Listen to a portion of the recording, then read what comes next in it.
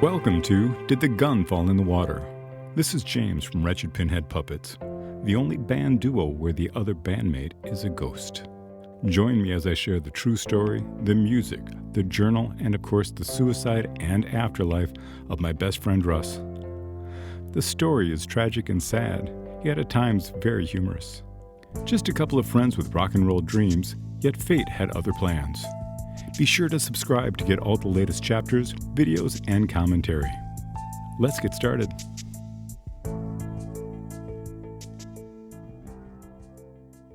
It was Tuesday, September 13th, 1994. I received a Federal Express envelope from a Phil Sharkey. I didn't recognize the name, yet the handwritten return address was unmistakably Russ's handwriting. It had been 4 days since I'd seen him and 3 days since I had filed a missing persons report. The last time we spoke was on Friday, late afternoon when I came home between shifts from my waiting job at the Phoenician Resort. He had pulled into the driveway right before I did. He had just dropped off his new French girlfriend Flo after returning from their long weekend in Rocky Point, Mexico. Russ was my best friend. We met in our teens, played in rock and roll bands together, and later started a recording studio called Jimmer's Audio Services. We both had other jobs to pay the bills. Russ worked as a media specialist at the Arizona Department of Corrections, and I was a waiter at a luxury resort. Both of us were pretty good guitar players and songwriters, yet Russ had a gift for recording and producing music. At that time, Russ was also working with Israel Houghton, a charismatic musical minister from the Eagle's Nest Church. Russ called him Iz. Russ was recording and co-producing Israel's first CD called Show Us Tomorrow. Russ and I were roommates. We shared a house we were renting from my mom on Highland Avenue in Phoenix. Sometime in 1993, he moved in after my first wife moved out. Russ was madly in love with a woman named Devin, and I was newly single and open to a new rock and roll lifestyle. We spent hours laughing around the backyard patio while drinking and smoking cigarettes. We even formed a band called Wretched Pinhead Puppets.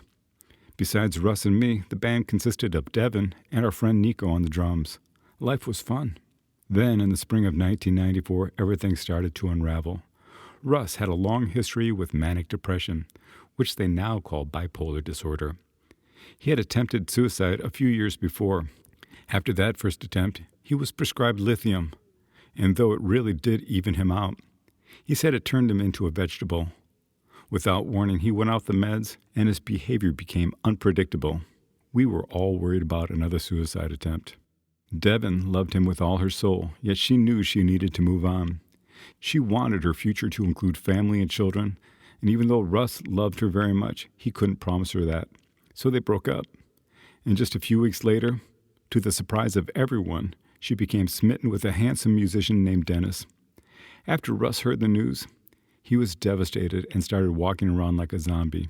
He started smoking a lot more and going through the boxes of Franzia White Zinfandel, which was the only thing he drank.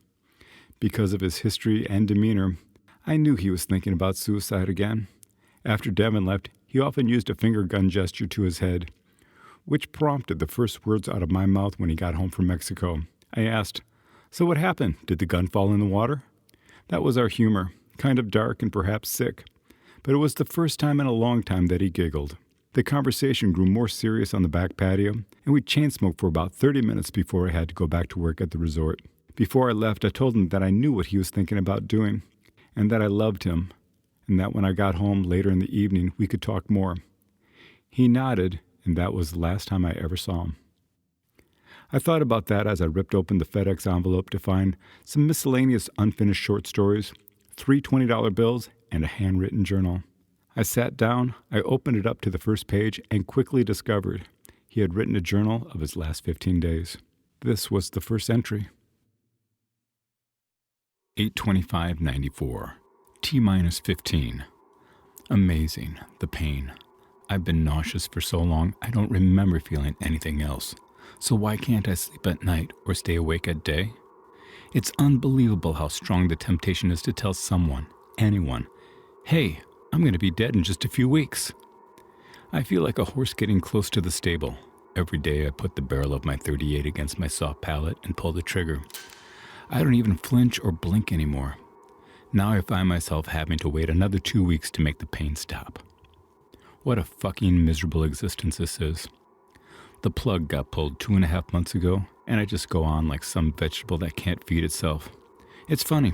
I have more than enough resolve, will, and strength to blow my fucking brains all over the Pacific. But I don't feel like I can survive for the next 2 weeks until I can die. Even Flo wants to plan things for the future, and I can't even tell her that there is no future. This is the worst I have ever been. And what am I waiting for? To get back from Mexico. Pathetic.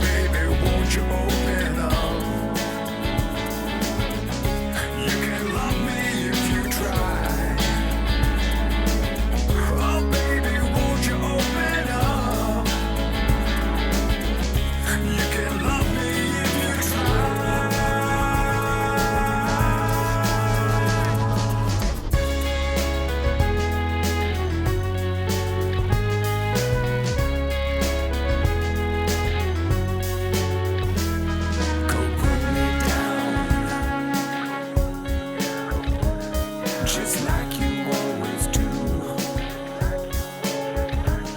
Just kill me mentally again, and the kill go round and round. Oh baby, won't you open up? You can love me if you try. Oh baby, won't you open up? You can love me if you try.